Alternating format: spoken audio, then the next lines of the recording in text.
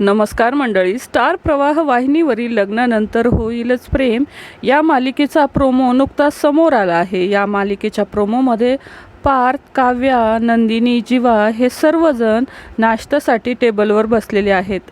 तेव्हा रम्या जे काही वागली त्यावर डिस्कशन सुरू असतं।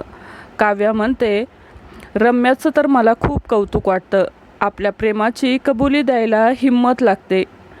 काव्याने जीवासाठी हा टोमणा मारलेला असतो। जीवा त्यावर उत्तर देतो आणि म्हणतो की आपल्या प्रेमासाठी वाट बघायला ही हिम्मत लागते। जीवाने काव्यासाठी हा टोमणा मारलेला असतो कारण काव्या जीवाची वाट न बघता पार्थसोबत लग्न करून टाकते। याचाच राग जीवाच्या मनात असतो। आता नंदिनी काव्याकडे बघत म्हणते की आपल्या प्रेमाचा हात सोडून समोर आलेल्या आयुष्याचा हात धरायला सुद्धा हिम्मत लागते। या सगळ्याच गोष्टीचा त्रास काव्याला होऊ लागतो। त्यावर काव्या नंदिनीला म्हणते की जी व्यक्ती आपल्या प्रेमाचा हात सोडते ती आयुष्यभर मन मारून जगत असते। काव्याच्या या बोलण्यावर सगळेच तिच्याकडे बघू लागतात।